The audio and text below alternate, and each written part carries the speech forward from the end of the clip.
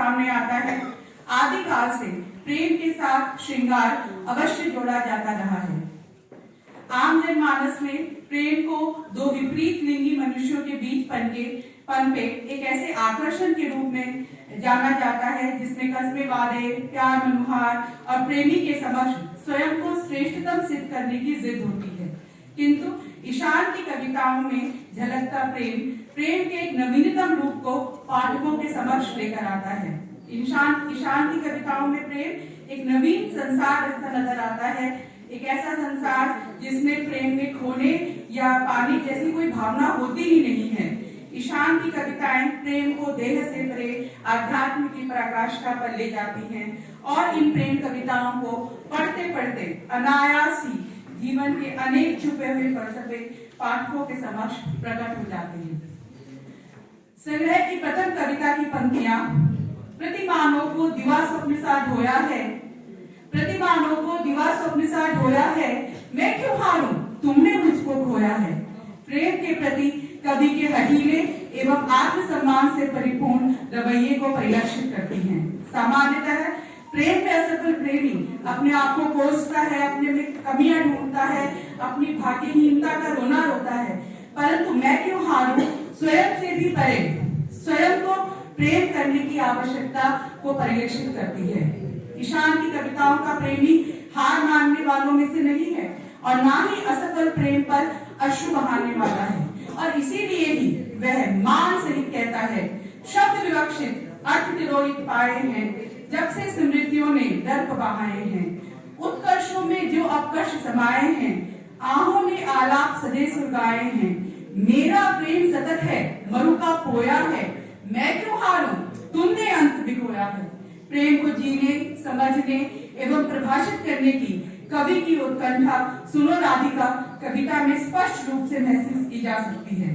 प्रेम सिर्फ प्यार या आसक्ति नहीं, अपितु प्रीत, प्राण, योग, विरह, असफलता और अपने शुद्ध शाश्वत रूप से भक्ति का रूप कैसे धरता है, इसका सुंदर चित्रण सुनो राधिका कविता में पढ़ने को मिलता है। मैं थोड़ा सा कट शॉर्ट कर रही हूँ मैं। सुखी जीवन जीने का सबसे महत्वपूर्ण फलसफा अपने मैं को तजकर जीने में है, और एक बहुत सुखद अनुभूति होती है जब कवि कहता है, मुझसे मेरे हिस्से का मैं तुम ले जाओ तो अच्छा है। अपने अहंकार को त्याग, अपने स्वत्व को सहर्ष समर्पित कर कैसे हम अपने जीवन को सरल बनाकर परमानंद पा सकते हैं, यही भाव इन पंक्तियों में छिपा है। प्रेम के समक्ष अपने स्व का समर्पण करने के पश्चात कवि आगे लिखता है, मैं रूप तुम्हारा क्या देखूं, मैं विधि विरंची का दर्पण हूँ, आसक्ति मुझे भी देहों की, मैं क्षय का मौन समर्पण हूँ। कवि ने इस संग्रह को प्रेम पर आधारित कहकर अपने पाठकों को सौंपा है, और यहाँ पर मैं कवि से बिल्कुल भी सहमत नहीं हूँ। यह काव्य संग्रह मेरे अनुसार प्रेम से अधिक जीवन दर्शन पर आधारित है। जीवन जीने की कला हर मनुष्य को नहीं आती और वो एक सीमित पारंपरिक रूप से जीने को ही जीवन समझता है।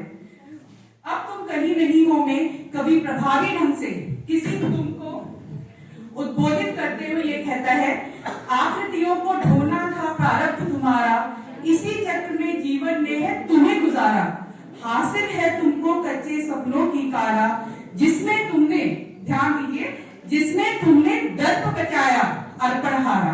तो सहसा ही, क्योंकि अंग्रेजी पढ़ाती हूँ, अंग्रेजी पढ़ती हूँ, टी.एस. इलियट की वेस्टलैंड की कुछ कविताएं याद आ जाती हैं, जिसमें आज के मशीनी युग में संवेदनहीन हो चुके मनुष्यों का मन स्पर्शी चित्रण किया गया है।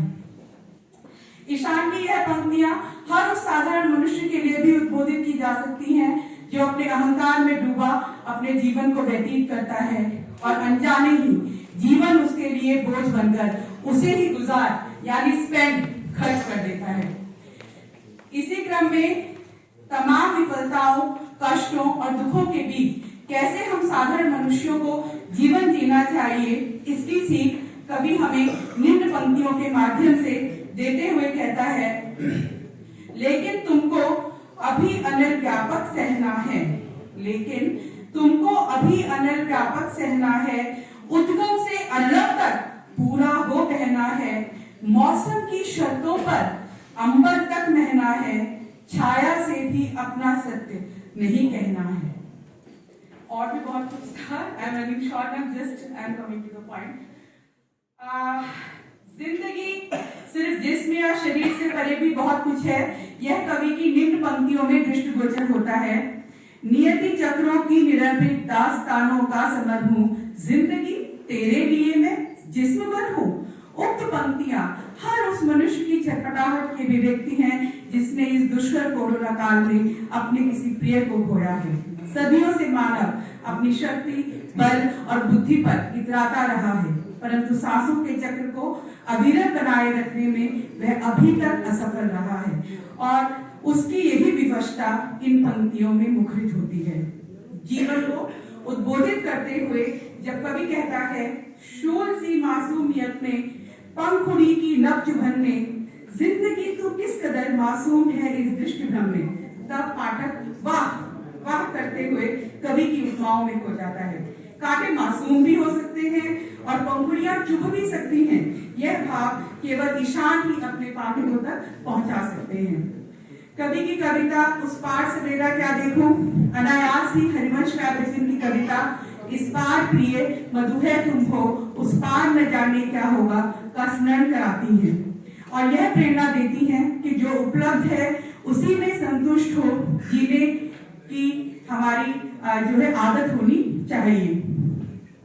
ईशान की एक और कविता है, रखना है बच्चे की अन्य करती, अंधेरी रात पर दिया जलाना कब मना है, कि याद दिलाते हुए जीवन में संतुलन बनाए रखने की महत्ता को परिभाषित करती है।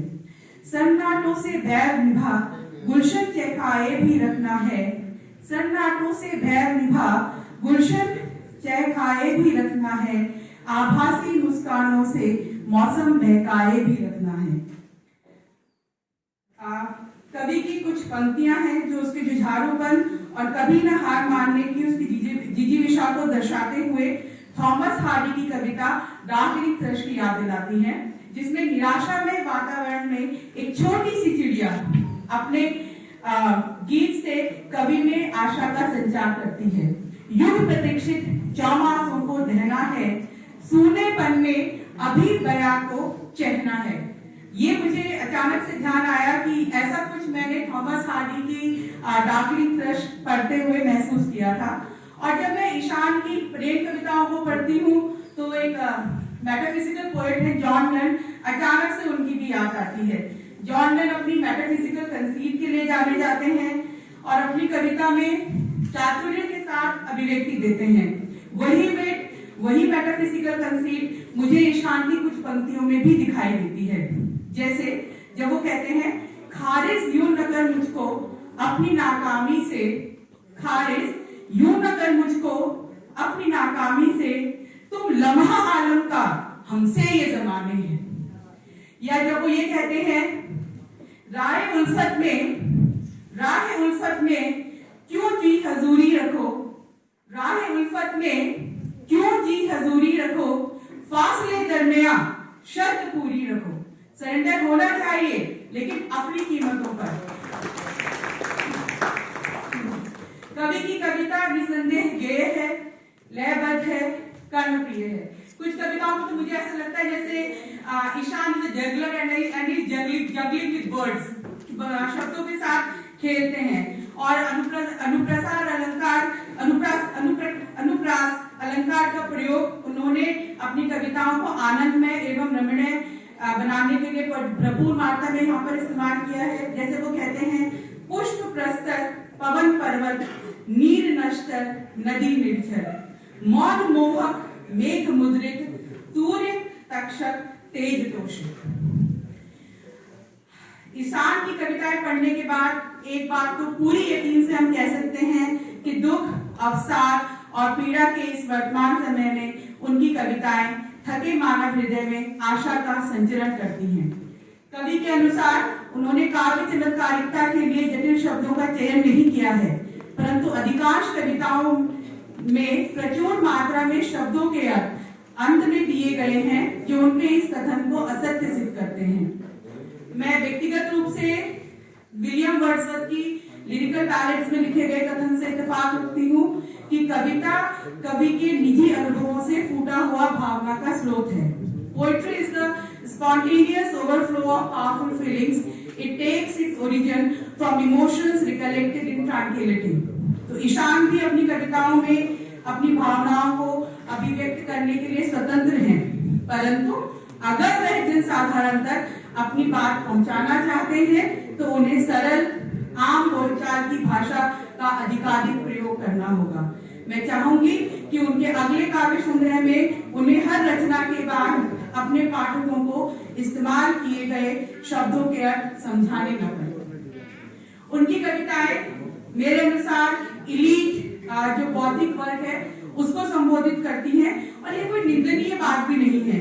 हर कवि अपने ढंग से अपनी कृतियों का सृजन करता है और उसे यह स्वतंत्रता मिलनी भी चाहिए, परंतु अगर ईशान पाठकों के हर वर्ग तक अपनी भावनाओं को की अभिव्यक्ति को पहुंचाना चाहते हैं तो उन्हें हर वर्ग को ध्यान में रखते हुए शब्द चयन पर विशेष ध्यान देना होगा।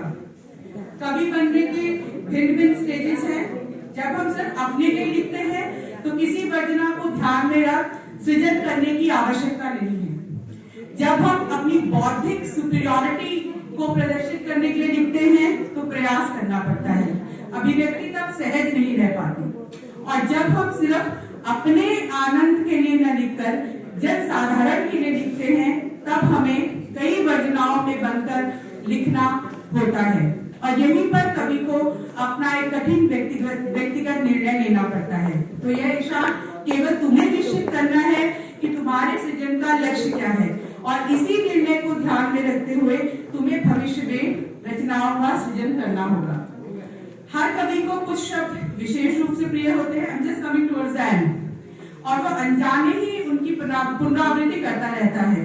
इस संग्रह में भी कुछ ऐसे शब्द हैं जिनकी पुनरावृत्ति के लोभ से कवि खुद को अलग नहीं रख पाए हैं और ईशान अगर हिंदी साहित्य के पुरोधाओं में सम्मिलित होना चाहते हैं तो उन्हें इस बात का भी ध्यान रखना होगा कि हिंदी के साथ उर्दू का उपयोग उनकी आदत में शुमार न हो जाए।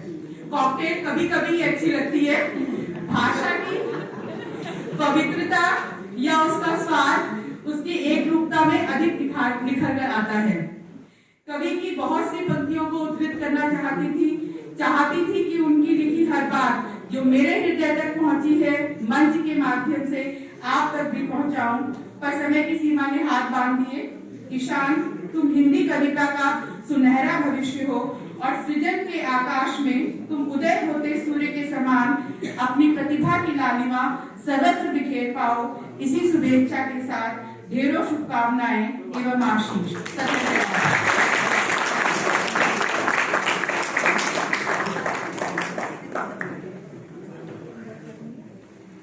बहुत बहुत धन्यवाद डॉक्टर अंजू भट्ट जी। हम जो कुछ भी छो गुरु जी की वजह से छो और गुरु जी जब भी मन चाहो तो 40 मिनट तय करेता है और अब मंच में गुरु जी लोग विराजमान छन। आप जितने समीक्षा से पता चल कि